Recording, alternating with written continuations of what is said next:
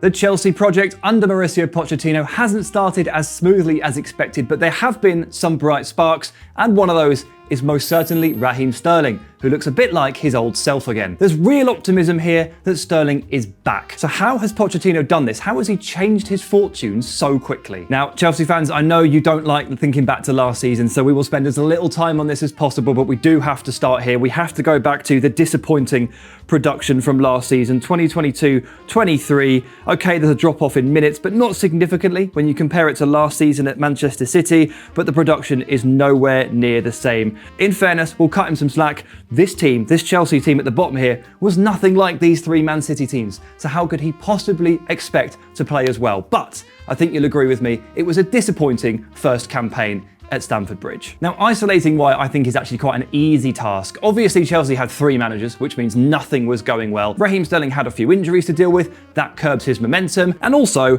they couldn't really figure out what to do with him. And this, in part, is a byproduct of having three managers and three people having three different ideas, but look at the position share here, the minutes per position from last season at Chelsea, the majority coming up front, which isn't a great sign. You've got a bit here at basically wing-back. Do you remember when Graham Potter played a bit wing-back? That was a bit weird, wasn't it? Doesn't look like a particularly healthy position map, and of course it's very difficult to get some momentum going when you've got injuries, and also when you're being shared out across 5 or 6 different roles, 3 sets of tactical instructions from 3 different managers. Nothing is simple.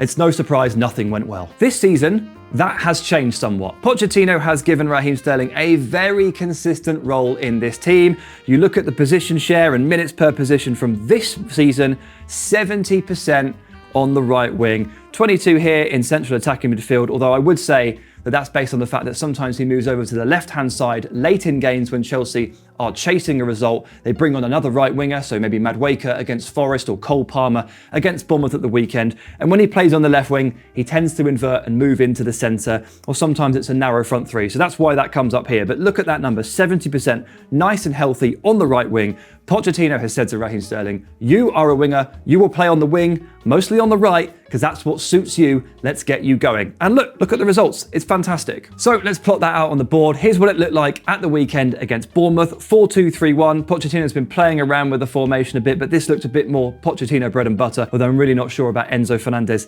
as the number 10. Raheem Sterling is right here on the right flank, and Pochettino has essentially asked him to play in this zone here, this half space, and allow him to move up and down, receive the ball and get into the box. Because he's been able to play on the right so consistently, he's now been able to form relationships with other players on the pitch consistently, which has mostly resulted in Malo Gusto rolling up and down the touchline. Reece James in the first game, but Malo Gusto since he's been injured, and the combination is pretty good. They find each other, they understand each other's movements, they pass to each other, and there's an understanding that Gusto will hold the width here and move up and down the right-hand side, which allows Sterling to operate in this general area, often between the gaps in a back four, and try to do his damage in this general area. So let's emphasize that point. Let's look at the positions on the pitch that Raheem Sterling is receiving the ball, and you can see the last 4 seasons on the screen here, all the way over to the right-hand side is the Chelsea season so far. It is a small sample size, but it's the brightest beacon of all the beacons here because of the consistency of him receiving the ball on the right-hand side. This here on the right, this is where Malo Gusto comes up and down, and just inside, that's where Raheem Sterling does his absolute best work. And he's drifting deeper and deeper down the pitch to receive the ball than maybe he did at Manchester City. You can see it's spiralling towards his own half as well.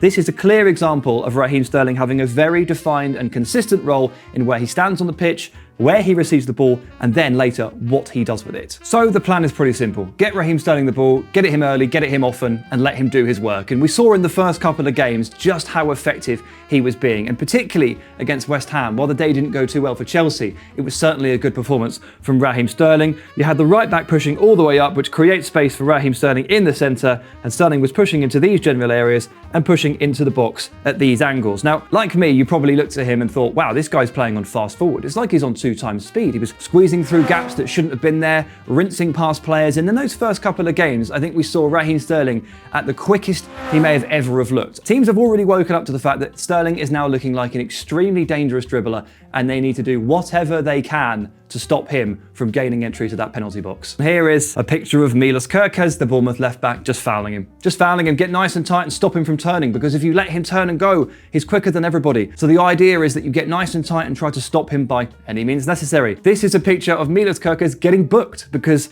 he's got so tight to try and stop him from turning and going that ultimately he's been pinned and Sterling's been able to roll him and then move into the box if he gets going. So I want to talk about how strong you have to be, not just in your core but in your legs, to be able to pin and roll a Premier League defender in this fashion, because he's obviously got a lot of burst, but he's clearly got a lot of strength too. And don't underestimate the amount of work that Raheem Sterling did himself over the course of the summer to make this happen. He's obviously bugged by the fact that he had quite a lot of injuries last season that really disrupted his flow. So he spent the summer with a nutritionist, adding him to his personal chef, and at times, as we saw on social media, running up dirt track hills in the forest with a local judo club and absolutely rinsing them. He was miles and miles ahead. So he came into the season looking potentially the best he's ever looked physically, and this is an example of why it's working. Players cannot deal with his speed, they also can't deal with his strength. So the results here, very effective. Raheem Sterling has been one of the most effective and dangerous ball carriers and dribblers in the Premier League so far this season. It hasn't necessarily manifested itself in tons of goals and tons of assists, although he has played his part. But what it really has shown us is that he is moving his team into positive territory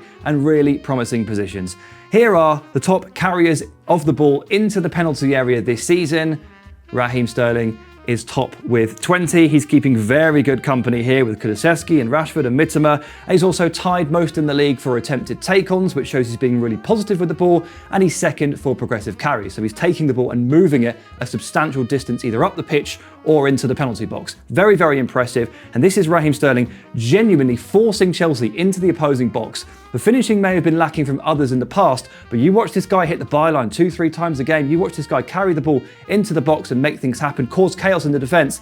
This is a recipe for success, and when his teammates start to catch up, the goals will flow. What's interesting is that while this has clearly been successful, Sterling started the season not particularly happy with this role, or so it seemed. He gave this interview to Sky Sports very early on in the season, and he said, "I went to Pochettino against Liverpool. I was inside the pocket a bit too much, and that was my feeling all last season. I was playing too deep, and I was playing the ball to the fullbacks." Now, that's not unlike what I've described today. The relationship with Malo Gusto on the right flank, passing the ball to and from, and coming a little bit deeper to receive the ball either in the half space or in the pocket. So kind of it's working, but Raheem Sterling after the first couple of games wasn't particularly happy with it. Here was Pochettino's response to that. He said, "Raheem, it does not matter where you play. If you apply it and you're dynamic and you're aggressive, no one can stop you." Now that really seems to have chimed with Sterling. Maybe he just needed to be told that by a manager who has more of a connection with him, or maybe he needed an arm around the shoulder, or just needed a bit of convincing after last season. But Sterling is doing stuff that he wasn't necessarily happy doing,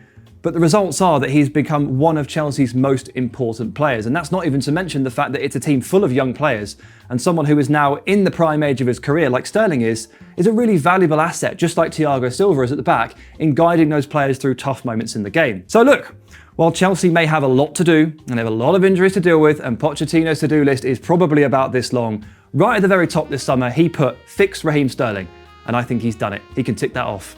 If you like this video, please consider subscribing to the channel. The Athletic is home to some of the world's best sports journalists, including journalists dedicated to each Premier League team, so every fan gets the coverage they deserve, not just the big clubs. And you can try it for free now for 30 days. See the link in the description.